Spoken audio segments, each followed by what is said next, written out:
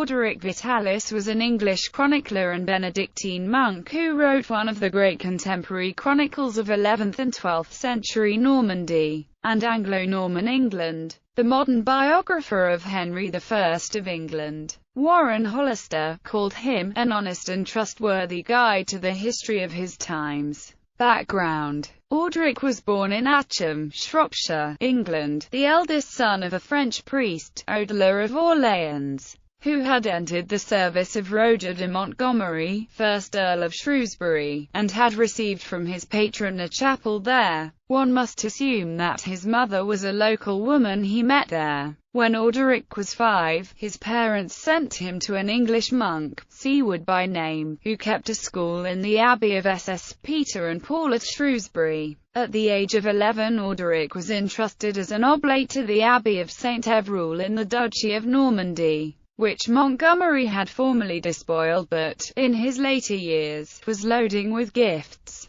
The parents paid 30 marks for their son's admission. He expresses the conviction that they imposed this exile upon him from an earnest desire for his welfare. Odelard's respect for the monastic life is attested to by his own entry, a few years later, into a monastery which the Earl had founded at his persuasion. Orderic, on the other hand, felt for some time, as he avers, like Joseph in a strange land. He did not know a word of French when he reached Normandy. His book, though written many years later, shows that he never lost his English cast of mind or his attachment to the country of his birth. Monastic life. When Orderic reached the legal age for profession as a monk, his monastic superiors gave him the religious name of Vitalis because they found a difficulty in pronouncing his unusual baptismal name. In the title of his great chronicle, he prefixes the old to the new name and proudly adds the epithet Anglagena. Orderic's cloistered life was uneventful. He became a deacon in 1093, and a priest in 1107. He left his cloister on several occasions, speaking of having visited Croyland, Worcester, Cambrai and Cluny Abbey.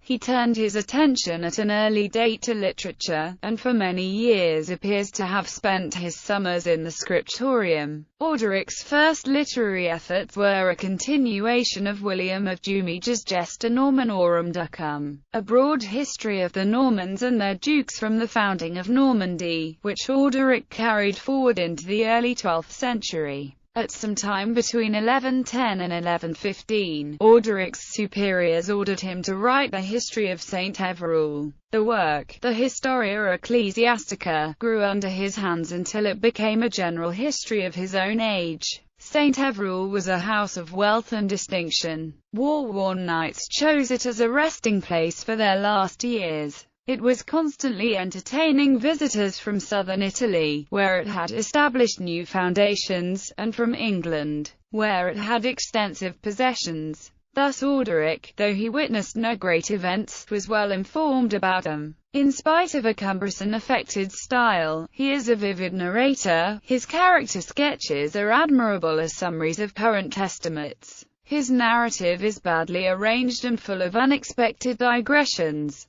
but he relays much invaluable information not provided by more methodical chroniclers. He throws a flood of light upon the manners and ideas of his own age, and sometimes comments with surprising shrewdness upon the broader aspects and tendencies of history. His narrative breaks off in the middle of 1141, though he added some finishing touches in 1142. He reports that he was then old and infirm. Probably he did not long survive the completion of his great work, the Historia Ecclesiastica. The Historia Ecclesiastica, described as the greatest English social history of the Middle Ages, falls into 3 sections. 1. Books I and E, which are historically valueless, give the history of Christianity from the birth of Christ. After 855 this becomes a bare catalogue of popes, ending with the name of Innocent I.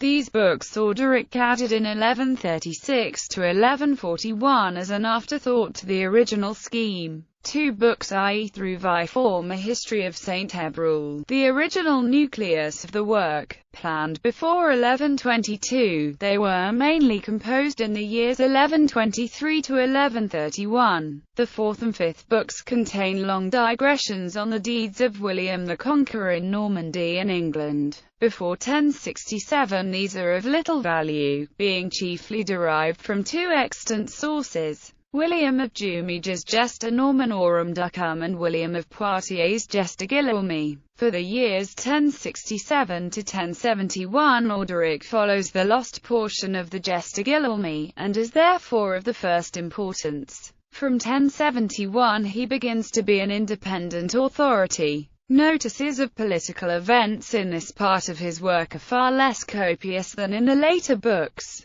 Three books 7 through XIII relegate ecclesiastical affairs to the background. In this section, after sketching the history of France under the Carolingian and early Capet dynasties, Orderic takes up the events of his own times, starting from about 1082. He has much to say concerning the empire, the papacy, the Normans in Sicily and Apulia, the First Crusade. But his chief interest is in the histories of the three brothers Robert Curthose, Duke of Normandy, William Rufus and Henry I of England. He continues his work, in the form of annals, up to the defeat and capture of Stephen of England at Lincoln in 1141. The historian Marjorie Chibnall states that Orderic used now lost pancartes of various Norman monastic houses as sources for his historical writings.